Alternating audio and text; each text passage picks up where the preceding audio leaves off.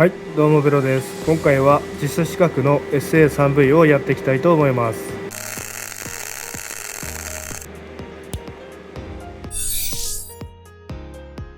ルートフェイスに関しては、この解先の先ですねは0ミリ、ルートギャップは4ミリですね。でベベル角度が30度っていう条件でやっていきたいと思います。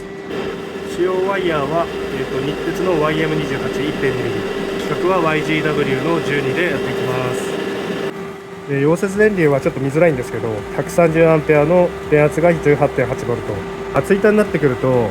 スイッチ握りっぱなしだと指が疲れてきてしまうので、クレーターあり機能をつけてます。クレーターありにする場合はクレーター電流は120とか130とかそれぐらいで僕はやってます。設定値は130なんですけど、やりだしたら多少落ちたりする場合があるので、120A を下回らないような電流でやると曲げも問題ないので、溶け込みもですね問題ないので、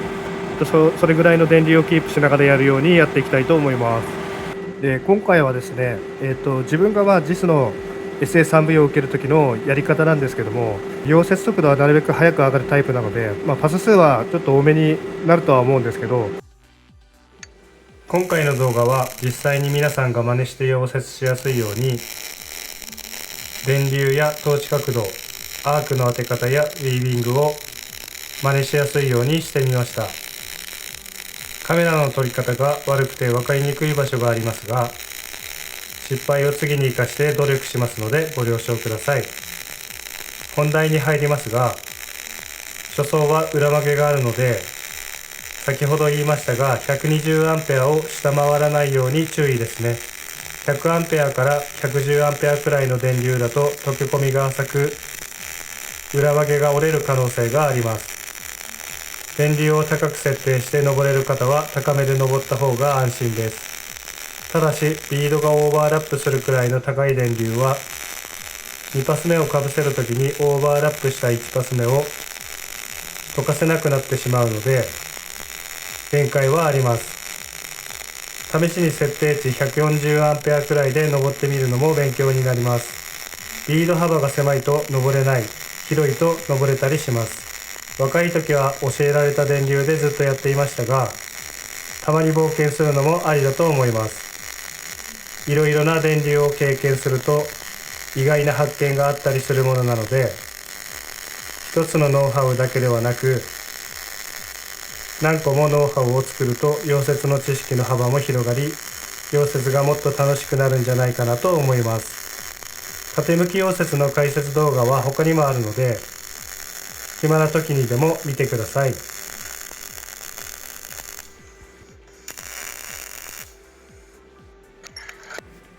当たり前ですが、前パスごとにスラグは除去します。真ん中でスイッチ握ってしまいアーク途切れてしまいましたが、1パス目は裏当て解先の先をしっかり溶かすことと、ビードをオーバーラップしないように注意することですね。オーバーラップになる原因は電流が高すぎたり溶接速度が遅すぎる、電気が合っていない、だいたいこの理由です。2パス目の注意点は、ビード形状をオーバーラップにならないように注意しなくてはいけません。アークの当てる量、ウィービング速度も映像の真似してみてください。登る速度はプールの先端からアークが 1,2 ミリくらい出るようにプールの先端を狙いながら登ります。これを維持しながら端から端まで集中して登ります。縦向き溶接で外観がボコボコしてしまう方は、ビードの際にウィービングする時のアークの当てる量が不均一だったり、プールの先端からアークが 1,2 ミリくらい超えるようにと言いましたが、そこも不均一なはずです。綺麗な溶接をするにはとにかく全て一定に心がけることです。ビードの乱れは心の乱れってやつです。必ず端から端までリラックスできる姿勢でやってください。変に体に力が入ってしまう姿勢ではうまくいきません。上に登れば登るほど辛くなる人は溶接材料を下げるとやりやすいと思います。炭酸ガス流量は電流が低いので15から17リッターぐらいが無難かと思います。20リッター以上上げるとおそらくビードが汚くなるので、特に風が強い場所でない限り15から17に設定しています。右の目線カメラは鼻のあたりに取り付けているためプールがあまり映っていませんが、自分の目ではもう少し見下ろすように溶接しているので、もう少しプールが見えるような目線で溶接しています。いつもワイヤーは SE50T 使用していますが、今回は YM28。やはりワイヤーの特性なのか硬く感じます。プールのたまりの見た目も多少違いを感じます。ほぼ使用しないワイヤーですが、電気の調整もしやすく扱いやすいワイヤーです。SA3V の難しいところを考えたんですが、やはり厚板なのでパス数が中板と違って多くなるので、仕上げ前は貝先 1mm 残しが理想なのですが、そこまで調整していくのに練習が必要になると思うんですよ。溶接中はほぼノーカットにしてあるので、とにかくこの動画の真似してくれればうまくできると思うので、何度も見返してやり込んでください。ベストな状態までいけるはずなので、アークタイムもストップウォッチを使用し、照らし合わせてやってみてください。端部も端からきっちり溶接します。あまり雑に溶接すると仕上げでごまかすの大変になります。3パス目もビード幅が広いだけで、やり方は 1,2 パス目と同じです。プールの先端を狙う前に冷えて固まってしまうので、アークをビード際から移動させるときに、冷えて固まる前のプールの場所をなんとなく見ながら覚えておきます。その場所を覚えておくと大体うまくいきます。ビード際にアークを当てるときは、アークの中心を当てるように。ビード中央は早くウィービングし、端で少し止まります。ひたすらこれを繰り返します。ビードが偏らないように統治角度に気をつけながらジグザグに登っていきます。縦向き溶接のウィービングの仕方はいろいろありますが、このジグザグパターンが個人的に一番単純でおすすめです。電流が低いのでワイヤー突き出し長さは10から 15mm を維持します。ワイヤー突き出し長さがいまいち安定しない方は試してほしいことがあるんですけど、溶接をするときって見下ろすように斜め下に見ると思うんですけど、感覚的な話なんで説明が難しいですが、左下の映像を見たらわかりますが、ノズルからワイヤーが少し見えるので、ワイヤー突き出し長さが等ミリで行っている場合、斜めから見たときに何ミリになっているか確認するといいです。僕の感覚では 2,3 ミリワイヤーが見える状態がワイヤー突き出し長さが10から15ミリくらいになっています。映像のように突き出しが20ミリくらいの時は、斜めから見ると5ミリくらいに見えます。突き出しを25ミリの長さにすると、10ミリくらいに見えます。これを今自分がどのくらいの突き出しになっているか、判断材料の一つとして加えてみてください。それと突き出し長さが極端に短い時、長い時の音の変化も聞いて覚えておくといいです。ワイヤー突き出しが 5mm 以下だとどんな音が鳴るのか、電圧が低めの場合、高めの場合でも短くした時に音も変わります。突き出しが長すぎる場合はつっつくような現象が起きます。これらの変化を体に染み込ませて練習するときっとうまくいくはずです。もちろんすぐにできるわけではありませんが、まずは一つ一つのパターンの溶接に慣れることです。慣れてしまえば溶接は流れ作業です。うまくいかなくてバカにされたり思い悩んでいる方は、この動画を見て見返してやってください。僕より上手い人はたくさんいますけどね。ちょっとこの辺から曇って見えなくなっちゃったんで、ちょっと見られましたね。でビードをこうやって見てもらったら分かると思うんですけど、3回目ぐらいから真ん中がちょっと高くなってくるんですよね。それぐらいになってきたら、僕は次から2パスに分けてこっち側からこのビードの頂点にプールがかかるようにこの振ってウィービングするような感じで登ってきます。こっち今3パス4パス目ですね。次の4パス目の時はこの下からこのビードの頂点にかぶるように、このビードの際を溶かしていくような感じで持っていきます。でこっちが終わったら、次反対側5パス目ですねをやっていきたいと思います。縦向き溶接のスタートはいきなり登らないで土台を作ってから進んでください。垂れやすくなります。このパスは細く登っていくので、上まで登りきっても苦痛ではないかと思います。ここで注意することは、3パス目のビード中央部までアークをきっちり当てること。中央部まで振らずにビードをへこませてしまうと、5パス目を持った時に4パス目が平らになりにくくなります。何回もパスを重ねる厚板の溶接は、中途半端にへこんだ部分を作ってしまったりすると、塵も積もれば山となります。仕上げ前に理想の状態に持っていけなくなるので、1パス1パス集中して同じ動作で溶接する必要があります。それと右側のビード際にアークの中心を少し超えるくらい振ります。トーチは右の回先に向けすぎると脚長が出すぎるので注意。このパスからは電流を 10A 下げました。細いビードで登っていく場合は、僕は電流を少し低めにした方がやりやすいです。100A くらいでも熱が入っているので問題はありませんが、厚板の溶接の目安の時間は40分です。試験の時に次の人も待っている状況もありますし、なるべく40分で終わるように練習することが理想なので、40分に収まる電流がいいかと思います。側曲げもあるのでスラグはしっかり取って内部の溶け込みには注意してください。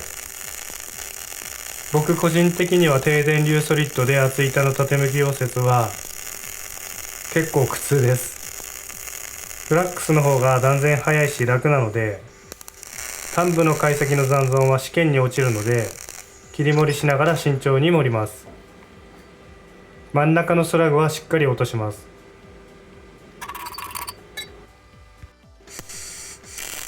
5パス目は今までの振り方とは少し変わります。今まではただ左右にジグザグに登るウィービングでしたが、解析の残りが結構あったので、4パス目で溶接した脚長と同じ高さにするために、への字にウィービングします。ジグザグにウィービングするより脚長を出すことができます。3パス目のビード際にへの字の頂点を合わせて、4パス目のビード際にアークを当て溶かします。右下に振りビード際を溶かします。左下に振り脚長を出します。この脚長を出すときに、4パス目の右側の解先の残りと同じくらいに足を出します。左下に振って足を出すときは、解析の残りを見ながら一定に振ります。ひたすらこれを繰り返し登ってください。このパスでは特にもう言うことがないので、6パス目からまた解説していきます。目線カメラの映像が途中で映らなくなってしまいました。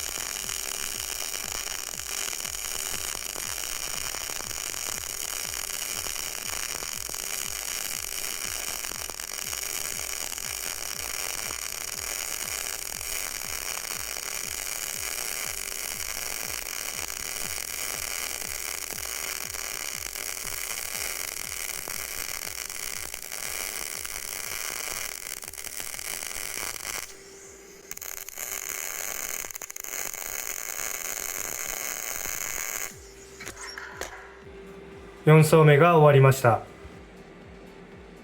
次から仕上げ前になるので、最終層をうまくつけるために大事な層になります。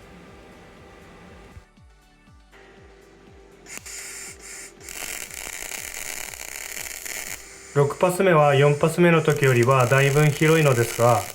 やることは同じ。ウィービングはジグザグで行います。左に振った時は5パス目ビード中央部までアークを当てる。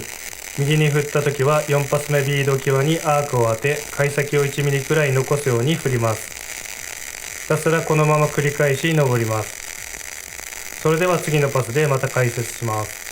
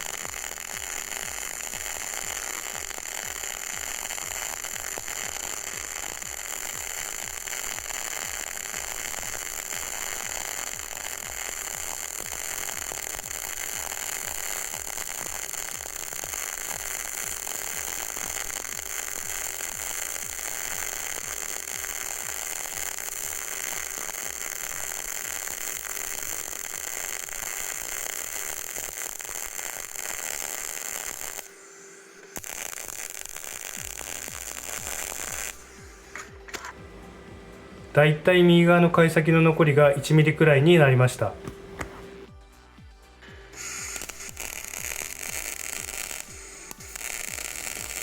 7パス目も貝先の残しを1ミリ程度残す必要があるので、貝先を越えるまでアークを当てません。貝先から1ミリほど寸止めするようにアークを一定に振ります。右に振るときは6パス目のビード際までアークを当て飛ばします。この動作を繰り返していきます。映像のタイミングで左右にジグザグに振って登っていきます。上に登っていくスピードも映像の速度より遅いと盛りすぎてしまうので、端から端までのアークタイムを参考にしてください。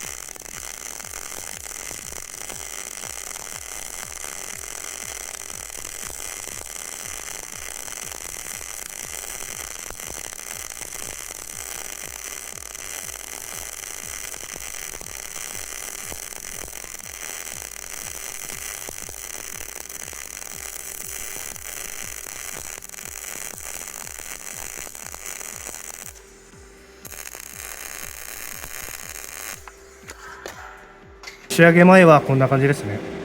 理想の貝先の残し方ぐらいになったかなって感じです。次はちょっと熱が入ってるんで、もう少しもう10ぐらい下げようかな、110アンペアぐらいに落として、8発目は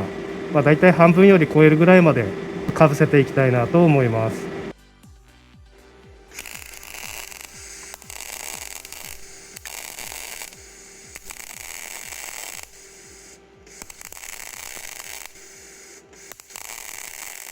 いよいよ最終走です。最終走で一番気をつけないといけないのはアンダーカット。たまにアンダーカットしているのに無視してそのまま登っていってしまう方がいます。アークを貝先に当てた時にプールがついてきているのを確認してください。一瞬の判断になりますが、プールが貝先に溜まった後に左に進まないとアンダーカットは治りません。あとですね、右に振った時の貝先にアークを当てる量なんですけど、僕は 1,2 ミリくらい当てます。これ以上当てても意味がありません。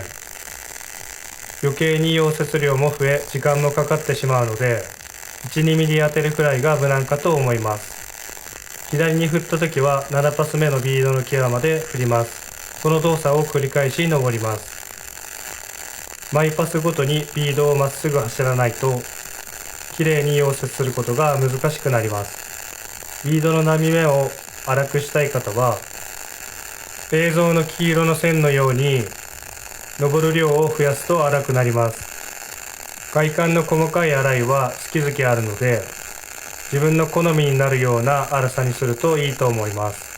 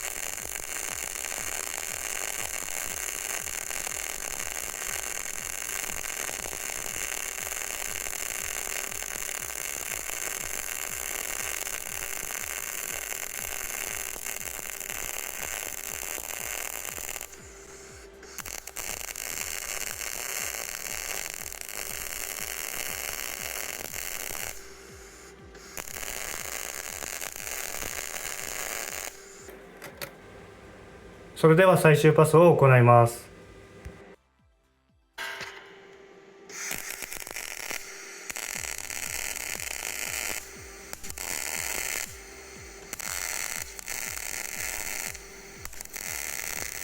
最終パスは残った貝先と8パス目ビードの頂点までアークで狙い、ジグザグにウィービングします。先ほどの8パス目と要領は同じ。向きが逆になっただけなので、アンダーカットに注意しながら登ります。最終パスは全パスの8パス目のビード頂点まで一定にかぶせないと見た目が台無しになってしまうので、結構集中力いると思います。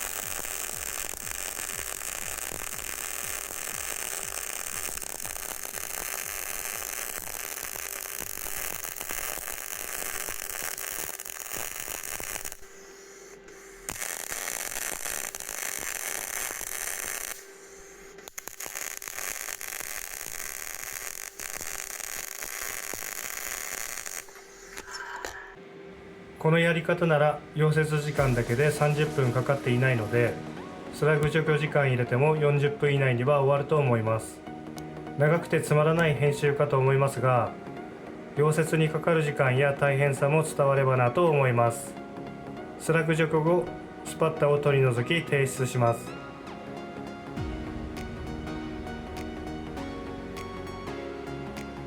逆歪みは6度にしたんですが、ちょっと足りなかったですね。裏当ての焼けは入ってます。初層もう少し電流上げてもいいかもしれませんね。今回はここまで。長々ご視聴ありがとうございました。